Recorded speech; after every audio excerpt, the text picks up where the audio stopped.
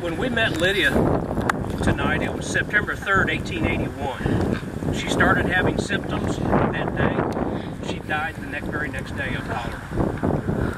The majority of the victims of cholera lasted, once the symptoms start, diarrhea, stomach cramps, high fever, severe thirst. Once the symptoms start, a majority of them did not last 24 hours. They were already gone. It happened that quick, which is scary. That's something, you start out feeling good that morning, you started feeling bad that afternoon, and you're gone the next day. That's just terrifying. And back then they had no idea what was causing it. To know that your next door neighbor just died of cholera, am I next? The fear that had to be going around back then had to be outstanding. It's scary to even think about.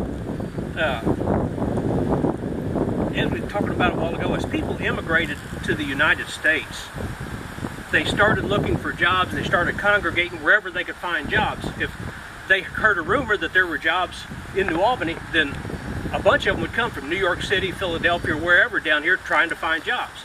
And that's how cholera spread quickly.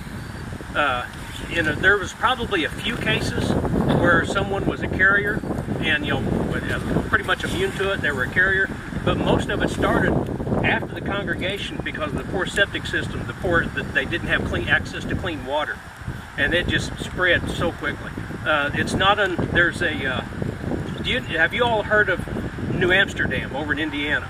There is a grave over there. I think there was like 20 or 25 bodies in it from the cholera epidemic. It's just a mass grave.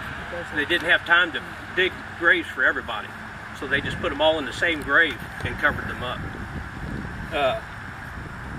Most of the upper and middle class people were treated at home. They could afford to hire somebody, come in, take care of them, but most of them didn't survive, so it didn't cost them too much. Have somebody come in. The ones that did survive, it was a long time getting back to 100%, and that's where the caretakers came in right there.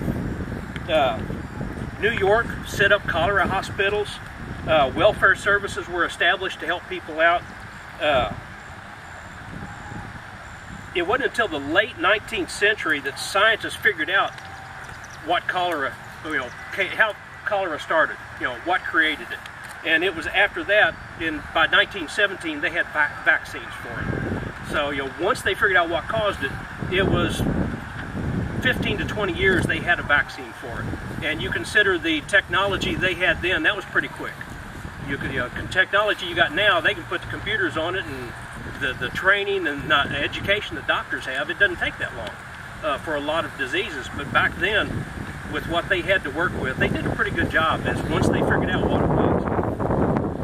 And even today, you don't think about it, but even today, there's anywhere from 2,000 to 7,000 deaths a year in the world. Even though we've had a vaccine against it for almost 100 years now, but we still have 2,000 to 7,000 deaths a year from it. Most of them are in third world countries, South Africa, Bangladesh, India. There's still outbreaks, and even every once in a while in the United States there's small outbreaks. But now that they know what causes it, once they identify it, they go in, fix the problem, and there's usually not that many deaths linked to it. But every once in a while you'll still hear about